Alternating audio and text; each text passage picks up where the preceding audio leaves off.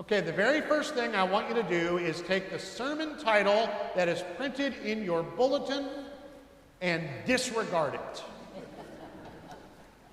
I wrote a sermon with that title, and sometime yesterday I reluctantly came around to the conclusion that that sermon is no good and should never be heard by anybody ever.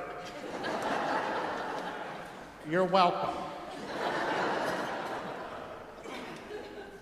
So let's start here. Life together. Living the call to community.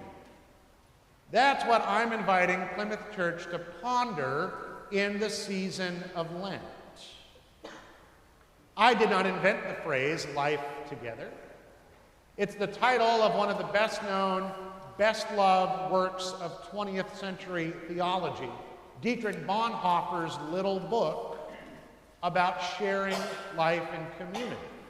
And if you don't have a Lenten discipline already, I'm inviting you to track down a copy of that book and join me in reading it over the next couple of weeks. Bonhoeffer is an excellent conversation partner as we ponder questions like, how are we called to share life together at Plymouth Church? Because we know that we cannot do this alone, right? You cannot be Plymouth Church all by yourself, and I cannot be Plymouth Church all by myself. God has put us in each other's way. God weaves our lives together and puts us in this place and says, I have a purpose, not just for you as an individual, but for all y'all, for your life together. And I want to think about what that might be in the weeks between now and Easter. Why? Why think about this now? Two reasons. First of all, we are entering a critical stage of our strategic planning process. Now, if you have not yet participated in one of our congregational triad conversations, or if you have not supplied written feedback to the questions, you still have time, and we still want to hear from you. The Strategic Planning Steering Committee is committed to digesting every single thing that every single person says as part of this process. They're going to take the month of March to digest all of this feedback that we have been gathering. And then on Palm Saturday, right at the beginning of Holy Week, we're going to take a day to start praying and discerning together. What is God calling Plymouth Church to be and to do? What do the next 5 years hold for us? So in this season, I think it's a good thing for all of us to be pondering the shape of our life together. The other reason that I want to do that, the other reason I think now is a good time to think about who we are as a community, is that this is the first Sunday of Lent. In the life of the church, Lent is our wilderness season. And the wilderness is the place to wrestle with questions of identity. Just think about how prominent the theme of the wilderness is in the Bible. Between the Exodus and the Promised Land, Israel has 40 years in the wilderness. Between being knocked off of his horse outside of Damascus and becoming the apostle who writes a big chunk of the New Testament, Saul, who would become Paul, spends a season in the wilderness. And before embarking on his public ministry, Jesus goes out to the wilderness to wrestle for a spell. There is a reason for it. The wilderness is an excellent place to wrestle with the question of identity. The wilderness is the place where the ordinary routines are disrupted and the familiar landmarks are obscured. And the things we've been using to distract ourselves maybe don't work anymore. The wilderness is the place where your cell phone battery is at 1%. And so you have no choice but to pay yourself a visit. And I'm not saying that the wilderness is a pleasant place to visit. It's not. But in those seasons of life when we find ourselves in the wilderness, we can trust in two things. First, we never go there alone. And some of God's best work is done in the wilderness.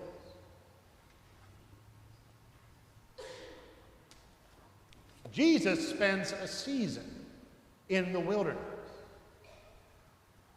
And if we want to understand what's going on in this story, we have to start with when this story takes place. We've gone backwards in the gospel according to Matthew. In fact, we're almost back to the beginning. You know what comes immediately before this story? The baptism of Jesus. You remember that moment. We talked about it in January. Jesus comes to his cousin John to be baptized by him in the Jordan River. And the heavens open and the Spirit descends and a voice says, "This is my Son, the beloved, with whom I am well pleased." And I think that in this moment, Jesus receives confirmation of something he surely suspected for a long time, that he has been set aside for something special. But what does it mean to be God's beloved? How will he live that out? Well, that's where the wilderness comes in. Because immediately following his baptism, the same Spirit that descended, the very same Spirit, leads Jesus out to the wilderness to be tempted by the devil. Now, let's be careful here. This is not temptation as we usually understand the word. The devil is not tempting Jesus to grab a pack of Marlboro Lights or tell a white lie or cheat on his taxes.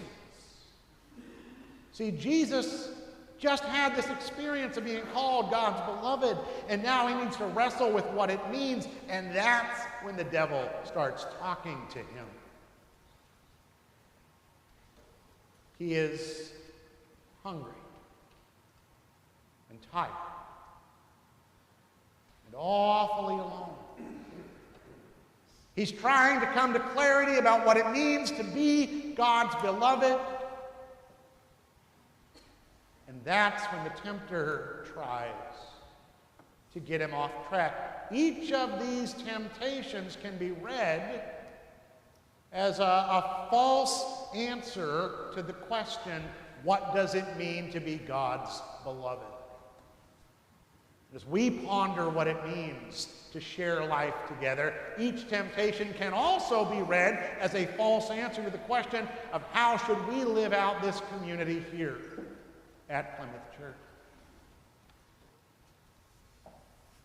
So remember, he's hungry. And the first thing the tempter says is, if you are the Son of God. That's the tell, by the way. That's how we know that the devil knows what this is all about. If you are God's beloved, tell these stones to become loaves of bread. If you are God's beloved, leverage that status for your own gratification, for the satisfaction of your own needs. But Jesus knows that that's not what being God's beloved is all about. And so Jesus says, no, okay. Devil's going to try again. Whisks Jesus away up to the top part of the temple, the highest spot in Jerusalem. If you are the Son of God, if you are God's beloved, throw yourself down. Now, we may need to read between the lines a little with this one, because at first glance, it is not entirely clear to me what is supposed to be tempting about this, or how leaping off the temple is a false way to live out your identity as God's beloved. But like I said, let's read between the lines a little. It's the tallest point in the city. It's also right downtown. Suppose it's a weekday. Suppose lots of people are out. It's lunchtime. Big crowds. And the devil quotes scripture to imply that if Jesus were to do this, angels would sweep in and save him miraculously. And wouldn't that be spectacular? Wouldn't that be a sight to see? Wouldn't Jesus become a kind of celebrity, a kind of superstar? If you are God's beloved, impress people. Do something spectacular.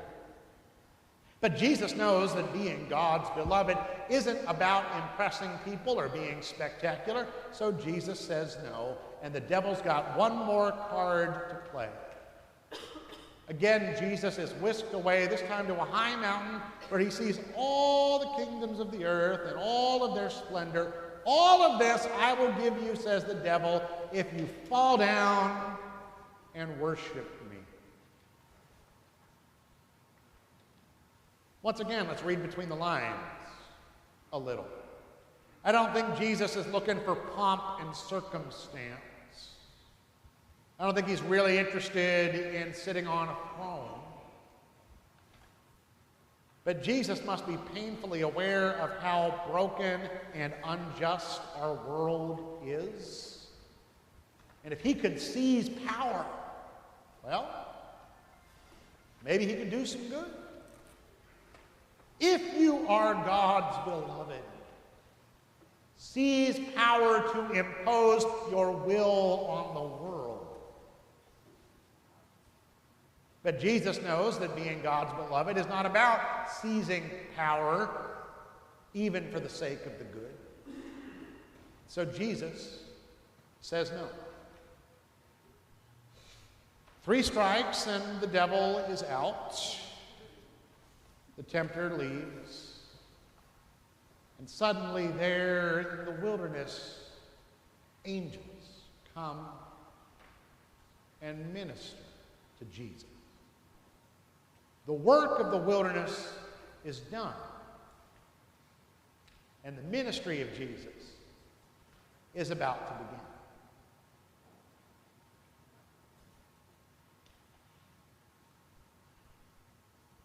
God's best work is done in the wilderness.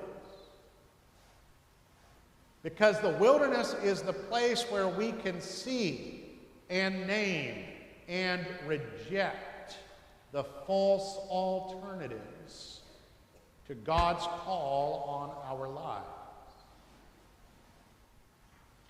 See, I've been rereading Bonhoeffer's Life Together, and he says something early on that really stuck with me. He says that authentic Christian community is not something that we can create. It is a gift of God. Authentic Christian community is never the product of human manufacture. It is always a gift that God gives. If I try to build it, if I try to create it, if I try to shape it, it will inevitably be marred and messed up and broken. My task is to get out of the way, to let God give us the community that only God can give. Do you know what that looks like? It looks like this table. At this table, we enact the community that only God could dream of. At this community, we set a table where everyone is welcome, not just the people like us, not just the people we like, but also the people who are not like us and even the people we hate. At this table, we sit down to eat with strangers or enemies, but we rise up as friends. At this table, sharing by all of us means scarcity for none of us. Only God could dream of a community like that. Do you want to share life together the way that God dreams for Plymouth Church? Do you want to get out of the way so that God's good gift can come to us? Are you ready for life together? Meet me at this table.